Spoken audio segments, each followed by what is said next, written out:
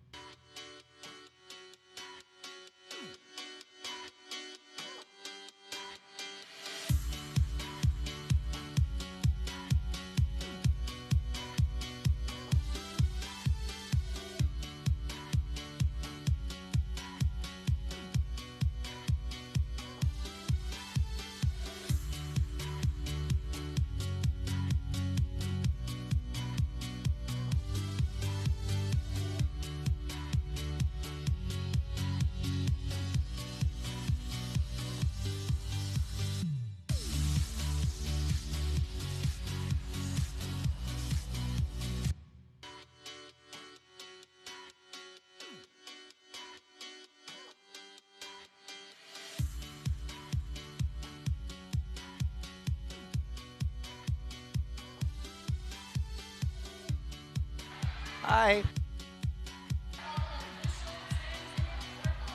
Well, Nagbabalik po tayo dito sa Bacolod City para po sa labanan ng BanKo Perlas and the Army Lady Troopers dito po sa Liga. Muli po, Boom Gonzalez kasama si Sinjin Reyes. And joining us here on the panel is Giselle Tan from BanKo Perlas. Good afternoon, Giselle. I was going to say welcome to the panel, pero in totality and in truth, you're welcoming us into your hometown. Welcome to Bacolod. Welcome to the city of Smiles. yeah. Yes. Okay, are you more comfortable playing here? Does it make a Yes. difference? Yes, it's my second time playing in La Salle Coliseum. So, sa mga wala pa kadtud wala man traffic, pwede pa ka makakadtud La Salle Coliseum. Okay. G, last game ninyo, bagong role ang binigay sa ni Coach Apichat. I noticed it seems to be doing some wonders for your squad. Now, what do you think will be your secret coming into this match today? The secret namin, it's all about teamwork lang talaga. Pag nagtulungan kami isa't isa, we got each other's back. I'm pretty sure it's gonna be an easy game for us. Okay, lately it's been good, no, for you guys. Why has it been good as of late? Because nga simula maganda and then may konting laylay and then maganda ulit. Ano lang, we had to talk about our little problems inside the court. Of course, nandun na yung given na mas masaya kami ngayon maglaro. Tapos G, magkakaroon ba ng change yan? Dahil parang wala kayong sleeves today. Usually, long sleeves yan. Yeah, we decided not to go with the long sleeves kasi mainit Pero okay naman. Has something to do with the venue and hopefully it will give you good luck. Yeah. Also, Hopefully. today. All right, Giselle Tan Thank joining you. us here at the panel. Thank you. Thank you again Thank for you. welcoming us here in the city of Smiles, Bacolod City. All right, Sinj, nabanggit mo na rin yung last game. Pag-usapan natin yan. Yeah. That was a dominant win for BanKo Perlas. You know what? We were thinking that it was going to extend a bit longer and I got to cover that game. Kasi nga, kung titignan mo, this was a different Choco Mucho squad that they were facing. They were more excited, may konting gigil sa paglaban. Pero kung papansinin natin, BanKo was playing their system. They did what they did in their first game. This was their second win against Choco Mucho in 3 straight sets. Right. And it was a spectacular performance. Gem was distributing the ball. We really had a hard time choosing a player of the game because looking at the stats, everyone was running at double digits and that's what I think they mean when they say Pearl Power in the side of BanKo. At then they're feeling good about themselves. Sabi nga ni Giselle as of late. And just to underscore, yung sinasabi ni Sinjin na nahirapan sila pumili ng player doon. 4 yung nag-double figures para dito sa BanKo Perlas. Pinangungunahan ni Cathy Bersola with 13 points. Yes, and you know what?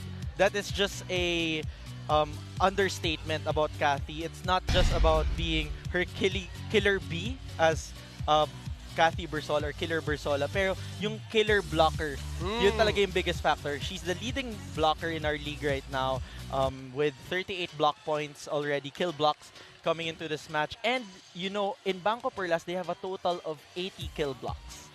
So, almost half of that kay Cathy lang. So, this 13 points is a really good sign because Cathy is not just scoring from the blocks, but there's also that offense that she's adding in attacks. Multi-dimensional two-way player and in my opinion, better than ever after all those injuries for Cathy Bersola. She will play a crucial role kalaban ng Army, ang PacificTown-Army Lady Troopers. Sila naman ang aming pag-uusapan sa ating pagbabalik dito sa inyong PVL 2019.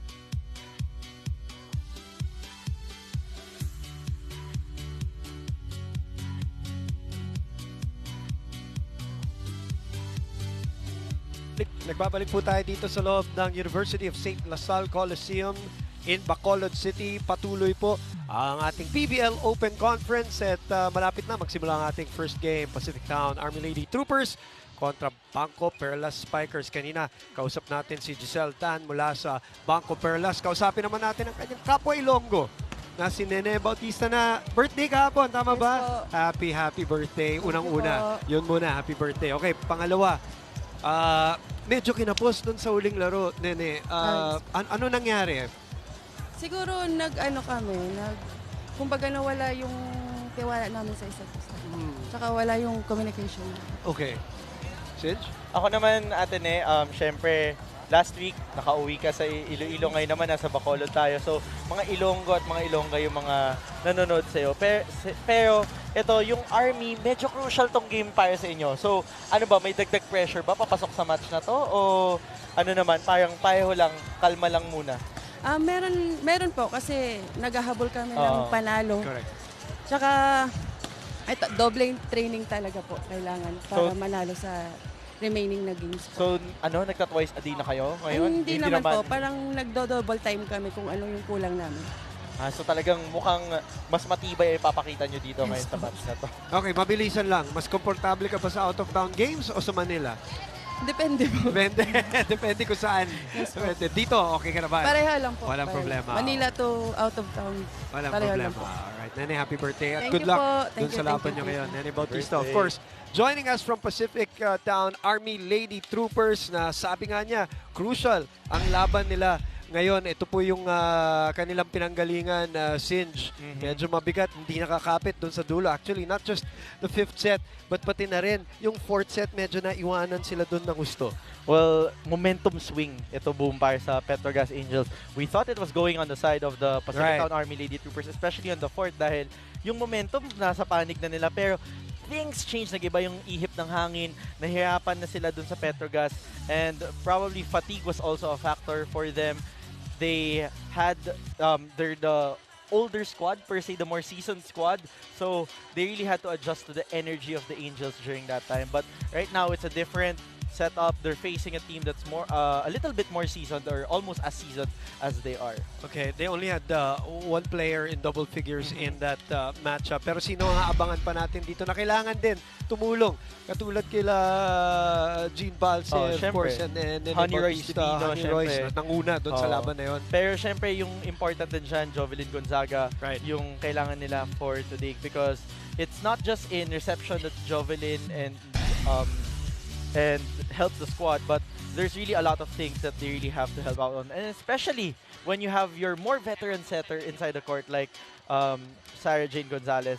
You know, nung pinasok siya, she really tried to change the complexion of the game from Alina's game. They have two different styles of play, so Correct. that would be interesting.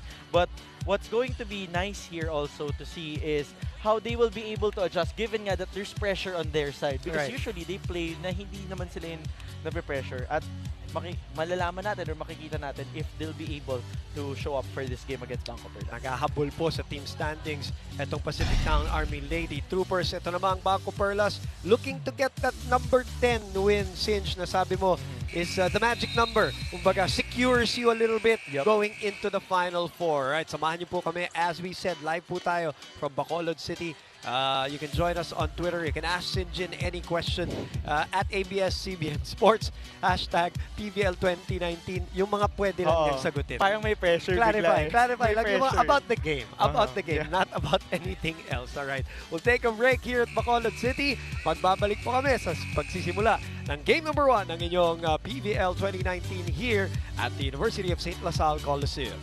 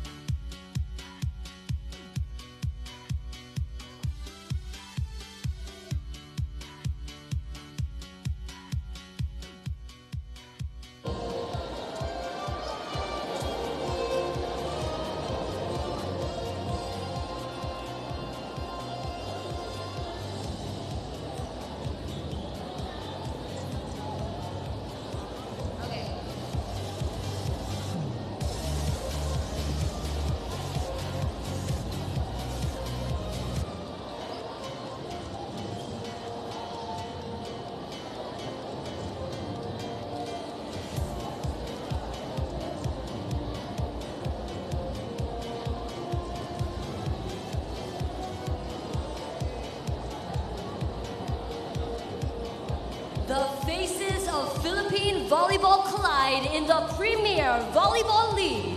Welcome to Bacolod City in the USLS Coliseum.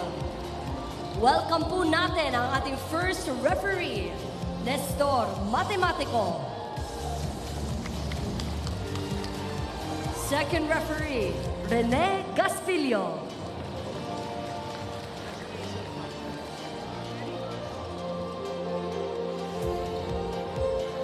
And now put your hands together for the starters from the PacificTown-Army Lady Troopers.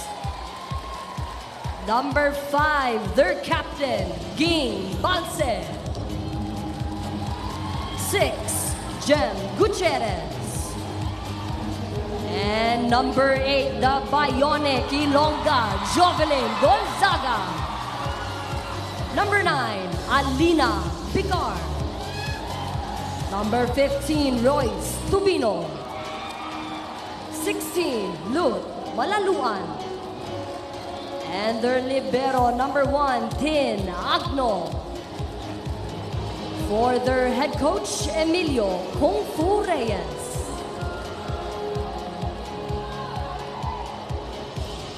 For their opponents in the red, white, and black, the BanKo Perlas Spikers. Number 3, Sue Roses. Number 6, Z Hervasio. Number 8, Ella De Jesus. Number 11, Kathy Bersola. Number 12, Jem Ferrer. And 19, their captain, Nicole Chomson. For their libero, number 10, Nina Balang. And for their head coach, all the way from Thailand, Coach Apichat Kongsawat. Army versus Perlas. Let's begin the game. USLS Coliseum in Bacolod City. Ito po ang ating starting 6 para sa kupunan ng PacificTown-Army Lady Troopers. Sa kabila naman, ang BanKo Perlas Spikers who are looking for that win, number 10. Most of them flew in last night, di ba? Yep. Afternoon or evening to get comfortable. Army was quite early though. Right. They were here early on. Then we're officially welcomed, of course. With a nice little banquet na nasabit pa tayo. The hospitality is unimpeachable. Yes, of course. Definitely. Regular customer po si Sinjin dito sa Bacolod. Sa mga inasal niya. But here, boom, you know, I'm pretty much interested as how this game will go, especially how it will start, because really these two squads, for BanKo kasi, they just have 2 games left with the eliminations. The next game being their game against Streamline, and you know that's going to be a tough meet for them. Nalunod. Maaga itong Army. First point goes to BanKo Perlas. Let me ask you, Sinjin, bago tayo talagang magkainitan ng action dito sa laban na to. Army, at the start of this game, you and I, at the start of this tournament, you and I, pati na rin yung mga colleagues natin, parang may consensus tayo that this is one of the teams that was really going to give all those, the top 2 teams to watch out for. Correct. Yeah. Na parang, di ba, will surprise everybody else. And they started out like that. They started out really hot, definitely. Anong nangyari? Well, probably if you'd look at them, Outside. inaamin naman ng mga Army na mas ate sila dun sa mga kalaban nila in the first place. So, age is also a factor na parang their conditioning is not as sharp as the other teams. But iniiklian nga daw ni Coach Kung Fu yung mga practice sessions nila. And Coach Kung Fu accept that na parang yun yung pinapansin niya, yung parang yung pagod ng player, hindi yung pwedeng exhausted na drain. Kasi kailangan niya talagang bantayan yung kanyang mga players. And I think that's really part of it. It's a very long competition we had. That's what I wanted to say. Yun nga. Balikan natin yung usapan na yan. Pakinggan muna natin si Coach Kung Fu. Okay, wait. Let's talk about that point of yours. Na I was thinking that this really works to their disadvantage. Yung, unfortunately, no, yung format dahil nga nung una pa lang, kasi kahit naman nung last conference, sinabi na ni Coach Kung Fu, iba yung approach sa training, iba yung approach sa mga laro. They have to make their adjustments as they go along. Eh di lalo na kung mahaba yung torneo. And in the last conference, it worked to their advantage, the tournament format, kasi it was just shorter. Yeah, parang lumatsada na sila agad. Pero magkasunod pa. Magkasunod pa. So, there's a lot of things that they have to. And we are back to the action. Substitution for ng Army. mga tao. Tulad ngayon, dahil Gonzalez napang sila, in. 4 na For puntos Picard. maga. Sarah Jane Gonzalez, the aforementioned player. Pinag-usapan natin ng pregame. Papalitan muna si Alina Picar. 4 serving 0. You know, we should also commend yung si Sue Roses, no, who served earlier. Also had a really good game in their last match. Vasho, long ball. Oh, that will land. BanKo Perlas. Gonzaga. Natuwa naman yung mga taga-Bacolod because I'm sure they want to see a competitive match here. Definitely. And kanina narinig natin yung hiyawan ng ating mga kapamilya dito sa loob ng USLS. But in that last play, well, the momentum of the ball was really on the side of Jovelyn. And something na hindi na pag-uusapan all the time, when you have that joust, when it's coming from one side of the court, there's also momentum of the ball. There's some physics involved. Yeah, definitely. It's not just the players involved themselves. It's how they use the physics that might work for their advantage. 5-1. Now serving Ella De Jesus. De Jesus na. Si Coach Pichat siya rin nagbalasa ng kanyang mga starting lineup throughout the... And I'm sure that's, again, it might be strange if it's not this kind of a format. Sa ganitong format talaga, it will be strange kung yung starting 6 mo, yun at yun lang from the start. There's fatigue, there's a lot of things to consider. But I think with BanKo naman, it's a very different story. They've been very inconsistent. Hot and cold sila, di ba? Parang when we talk about them, it's never about like, is this their peak? Right. Kasi parang wala silang peak. They go up, one game, they go down. And, you know, their former Coach Doc, I would remember, would always say na parang they're the most exciting team to watch because you don't know what you're gonna get in the game. Pati sila hindi nila alam. Pati sila hindi nila alam kung anong gagawin. Kung makiklik ba sila on that game or hindi. I guess what works for them also is when you look at core of players, sila rin ang isa sa mga pinakamatatagal na magkakasama na rin, no? Compared to others na you see a lot of roster changes. One of the pioneer teams here at the PVL. King. Boxing. Nakahanap ng puwang dun sa likod. That wasn't easy. Yep. You had Kathy Bersola right in front of you. Pero syempre, Serving. that's the veteran schooling the younger. May kakainin pang mga bigas si Kathy. Javelin Gonzaga. Tiamzon, cross court. Agno, able to pop it back up. Nabitin yung galaw doon ni Kathy. So this rally is still live. Ferrer looking to score. That was what I was saying about momentum. Right. Jem was not the taller player there, but Gagamitin niya sana. Gonzalez gagamit din ng konting momentum. Pero nice save. longest rally of the set so far. That is a nice attack there by the gem of the conference for Coach Kung Fu. Jem Gutierrez medyo... Sakto pala. Ano? Hindi ko sinasadya yun. Ano yan? Ano kasi yung bola niya eh. Malikot. Sabi nga nung mga teammates niya, malikot ang kamay. Pero hindi naman daw, not the figurative way, but literally. Yes. The lift called dito sa BanKo Perlas. So nakaabot na ng bahagya dito. But yes, Jem has played so well para kay Coach Kung Fu dito. He wins or losses. Kaya nga talaga nakuha na niya yung starting 6 lineup. And one of the young players that Coach Kung Fu banners here for Army. Sila na nga kumbaga ni Alina Picar, yung mga quote-unquote bata. Timeout at 8-5. First technical timeout. We'll be back. BanKo Perlas.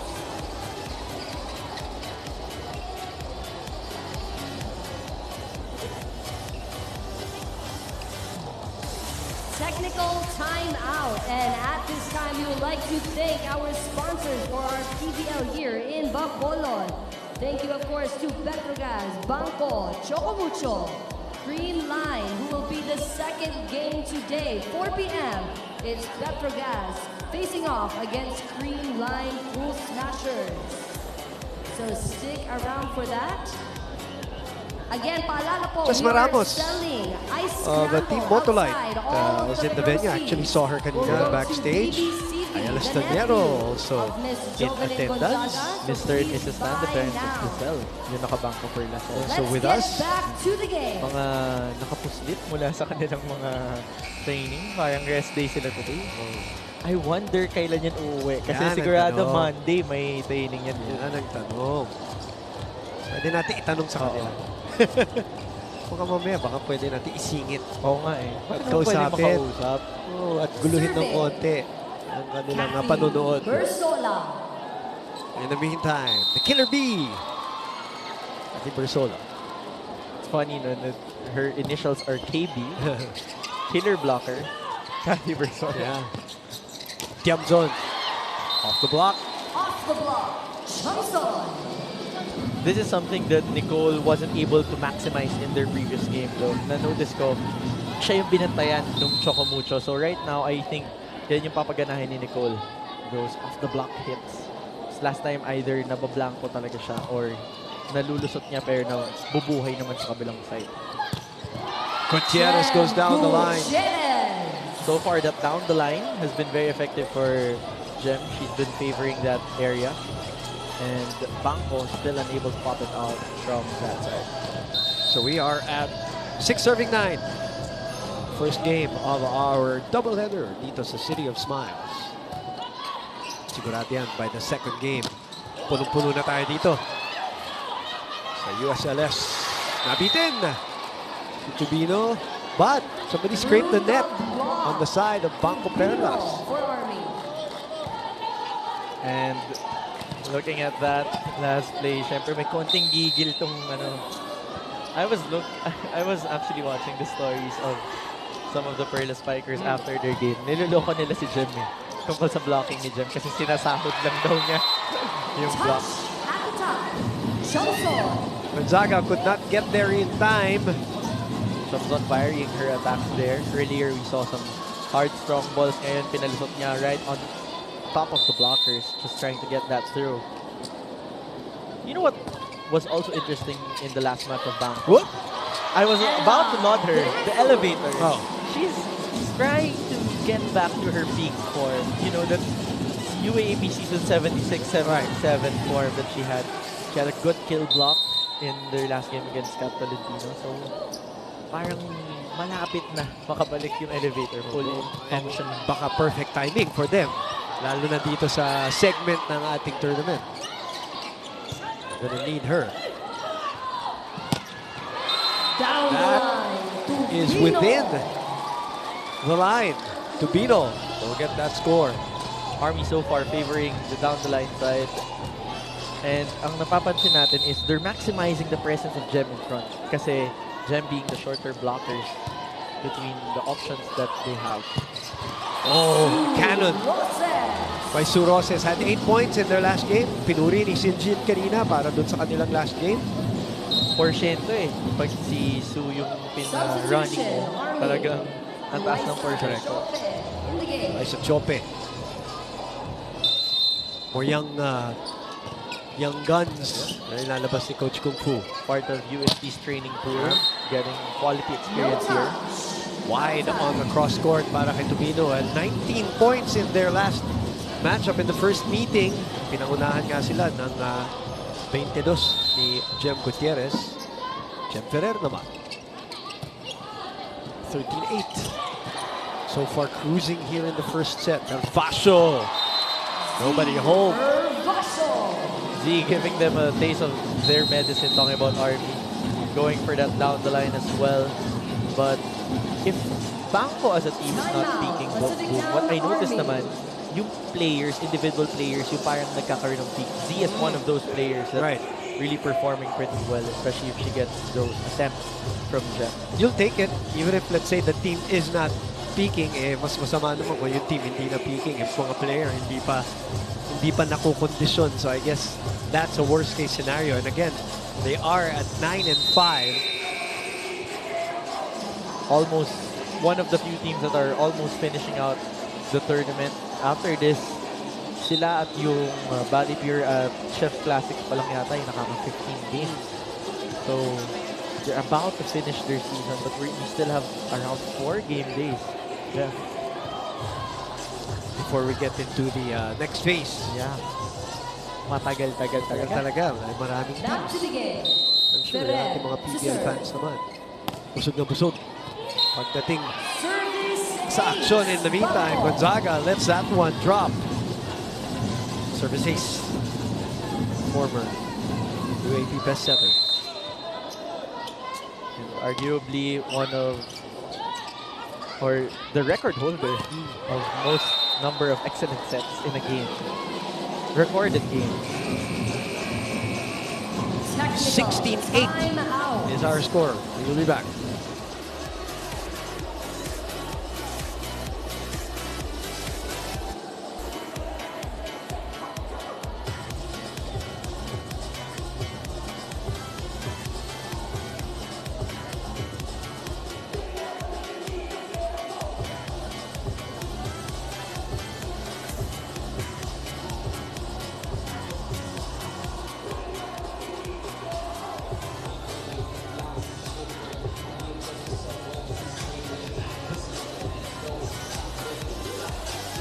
ABS-CBN TV Plus Go. Ang phone mo, TV na rin. Manood on the go. No data charges while watching. $7.99 one-time payment. Kumuha na kayo. And while you're at it, visit Facebook/TV Plus Go for more info. Visit tvplusgo.abs-cbn.com/OTG or text OTG, your phone brand and model, and send to 23661. Yan na talagang wala nang excuse yung mga kapamilya natin mag-miss ng anumang ABS-CBN show. Yes, lahat ng platform we have you covered. BanKo Nasaan man Perlas, kayo. Kahit nasa Bacolod kayo, Yeah. nagtatago ba yung isa na yun? Baka may tinakasan. But you know what's the best part? If you are our millionth liker on Facebook, you get a TV Plus Go. Sa'yo yan. Konti na lang. Ano ba yung numero na binanggit ko kanina? 991. 769,000. Konting-konti na lang talaga. Pero ito, boom, malaki pa yung Malaki. habulin. Net touch violation. Lumaki pa lalo. Gonzaga. 17-9. Gonzaga, who played in late Yep. as opposed to her teammates. Sabay ni Coach Kung Fu, who bagged the silver in the collegiate conference with the Tigresses. That game against Adamson University. So congratulations for their first ever PBL collegiate crown. Itong Adamson University. De Jesus is check. Ferrer dun sa gitna. Gervasio adjusts. Gonzalez opens up. Tubino, Bumuelo, but that's too low. Not over on the attack. So far, dinadaan ng BanKo sa tibay at sa resilience. Yung sipag lang na mabalik yung bola. I know they're not waiting for the other side of the court to make a mistake, but they're getting lucky breaks from that. That's why they have this comfortable 9-point lead. John Bunag pumasok na para kay Coach Kung Fu. Oh! Off-speed. Katinginan si Cathy at si Z. Well, it was a very awkward Yep. area as well. Hindi mo din alam kung sino pwede pumulit. Could have been Z, could have been Cathy. Jem, of course, with the first ball. That's also something that Gem really did well in their last match. Mayroon siyang good digs. The joke na online was, libero ba daw si Gem that mean? Na But- dream position Yeah, niya. dream Yan ang position gusto niya. eh. Though Balang also is an unsung hero for the Perlas BanKo Fighters. Perlas.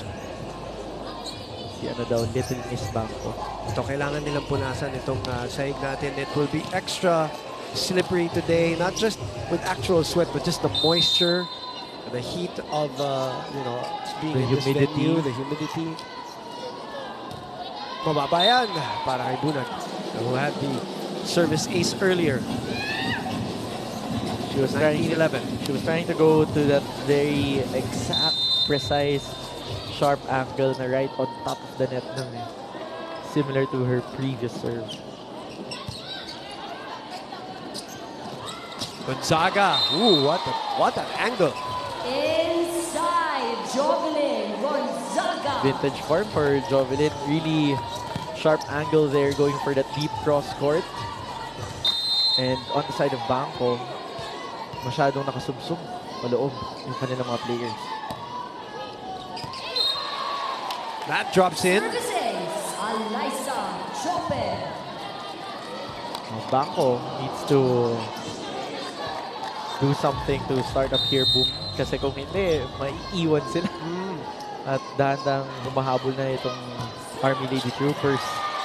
Jem was able to save that, but they couldn't keep it in play. So dalawang ace na magkasunod para dito sa Army. And another slick spot na kailangan na siguraduhin tuyo. Down to a 5-point lead. First ball problems for the side of the BanKo Perlas Spikers, but that was also a really good target for Chope. 18-7 to kanina.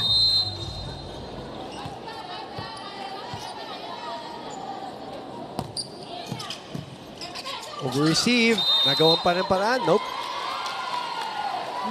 Net touch para kay Jem. Sumabit siya when she was trying to push that ball to the other side. And BanKo will call this timeout dahil bumaba na sa... Oh, sorry. Ngayon pa lang pala, 19-15. From after that error from Jem Ferrer. Wait, speaking of Jovelyn Gonzaga, might as well talk about her right now at the auction, right? It will end tonight. Yeah, it will end tonight, 9 p.m.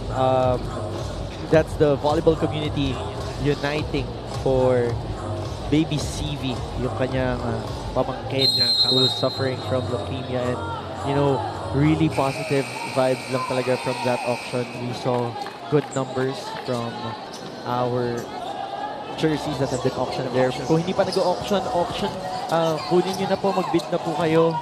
Lahat ng paborito yung players nandun. Pero ito, the very busy. Yeah. Thank you also for the pre-game inasal. For everything. And taking care of us here.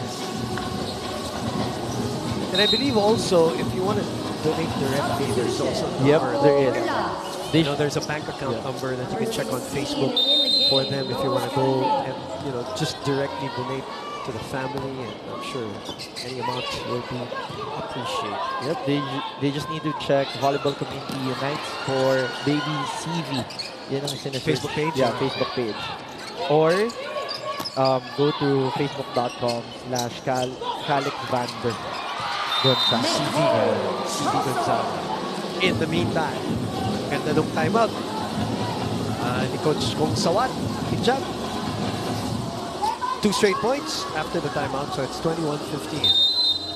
Kailing also injected into the match, syempre, trying to add some height up front. What is that? Their second of 4 available setters for BanKo Perlas. We're saying available because Giselle Tan is not wearing the libero uniform for them. And then Jiandok, of course, also lined up with them. So, there's a lot of options. But very good setters too. And if I'm not mistaken, the reason why they had these much options also in the setting position was because of Jem's dengue early on in the conference, diba? Which really affected her conditioning. But yun na, back in full force na si Jem Ferrer. It was served by Zia Vasho. 23-15 now. Back to an 8-point lead. So since that timeout, 4 straight points para kay Coach Apichat. Alam mo, Boom, hindi lang yung mga teams yung baon natin dito. Kahit yung mga drops ng mga Oo teams nga, napansin ko. Tama. Pero parang ibang beat eh. Pamaskara yung beat dito. Which I don't mind at all. Yeah. I don't think anybody does. Kalagitnaan po ng selebrasyon, of course, ng 40th anniversary ng Mascara Festival, which culminates 25, 26, 27 that weekend. So, very festive ang aming experience dito, ang mga naabutan namin dito sa Bacolod. Boom! Right back to you. Regalo. Gutierrez. Perfect regalo for Jem Gutierrez, just the right height. Rem unable to establish anything to go against that. So all the advantage on the side of Jem. That USC team, when they get all their players back together with the UAP, that's going to be huge. Jumps on flies. Set back. Kay Ling sa gitna. Mababa, not over. Para kay Kathy P. Kapitin pa. That was too low for Kathy Bersola in that last play. She hit it straight to the net. And Ferrer will come back here to finish off BanKo Perlas as after their 4-point run, eto namang Army, 3-0 run to cut the lead down to 5. But this is crucial moment for BanKo because they just need to close this out. Mataas. And they're still alive here. That's 4 straight points. So 4-0, 4-0 ang sagutan natin dito. It's the same spot that Jem has been favoring since the start of this first set. Talagang got down the line, finding that zone 1. Jovi goes to Z. A tough underhand set to the other side, to the open side. The lead is 4. Tiami down the line, sinagot. Samson showing that she could also do her own version of that, and of course, ang ginawa niya, knowing that she had blockers approaching her in front, hinabaan niya ng konti. And this is a common substitution that we've been seeing for BanKo. Giselle Tan coming in to serve. And to defend too, there, obviously. Jumps on again. Sa labas naman to, long for Nicole. So it's down to 4 again. A set point saved. And looking at the back row of BanKo right now, boom, parang tatlong libero. Puro depensa talaga. Naging libero at least at some point of their BanKo careers. Yeah. You have Giselle, you have Ella, you have Nina. Tingnan na lang natin kung may babagsak na bola or baka maka-ace naman si Nene Bautista. Ella. Jump zone, cross court. Gonzalez, sinangat ang bola. That will drop out, so that's another point. BanKo can't seem to find a way to close this out here. At binabawi ng Army sa floor defense. Sipag sa floor defense. In their previous encounter, it was Army who took the first set. And the rally continues. Another set point save. Kinatutuwa ng mga fans dito sa USLS. Ano yun? May acid pa. Play para kay Joan Bunag. But so far, BanKo can't seem to find a way to convert. They have good first balls naman. Second balls are okay, but it's just that hindi talaga nila mahanapan ng butas sa Army in that previous plays. It's been a game of runs dito sa atin dulo. And earlier it was 24-19 para dito sa BanKo Perlas. So 3 straight points to stave off itong set points ng BanKo Perlas. Army with the comeback. Coach Still to serve. Kapichat. Bautista. Set point. Another BanKo. timeout to try to secure this set. Nene Bautista. Let's see if BanKo will be able to close this out. Bumalik ang bola. Dina. Coverage was late. Access. For Tan or Ferrer. Gusto makita ng mga tao eh. So far, napapansin natin, hindi talaga masayang ngayon ng BanKo in the first set. And At least dito sa dulo. yeah, is this a foreshadowing of what's gonna happen? I have learned my lesson over the years not to Not to expect. underestimate Yeah. anybody. 2 times pumunta kay Roses on that last play. Great block there from Kathy. Bautista keeping it alive though. Jem, pinalik kay Ate Sue. Bumalik sa BanKo Perlas. Extension tayo sa set number 1. Tuwang-tuwa ang ating mga kapamilya dito sa Bacolod City. This will be disheartening para sa kanig ng Perlas Spikers. That's 5 straight points, Jinjin. And this reminds me of what Cassie was saying at the start of the game. One of the most resilient teams in the PVL, talking about Army. Sa gitna kay Kiamzon! Unleashes a bomb to get them ahead again with another set point. Iniba ni Jem. Just adding some spice daw to the first set. What seemed to be a walk in the park, sabi nga nila. Turning out to be a thriller of an ending here sa ating first set. Gonzalez. And Ponce Papayo keeps them alive. 25 all. Smart play there from Balse. BanKo Perlas defenders expecting for a longer hits there. Kaabang dun sa mahaba. So, hindi nakabantay sa drop. Tan just receiving it a bit. Hinabol ni De Jesus, hinabol ni Ferrer rather. De Jesus gives him a free ball. Nanguna pa ang Army dito sa first set after being down by as much as 7 points in the first. Earlier, Boom, if we notice, yung mga eskinita, yung dinadaanan nitong Army, yung mga gilid-gilid. Ngayon, ang nakikita nila butas naman yung gitna, and that's what you get when you have seasoned players. They really know where to place the ball at the right time. Su. Wow, what a dig by Ponce Papayo. Sila ang nakakuha ng first set. Kumapit, inararo, kinayod. Down 7, winning by 2.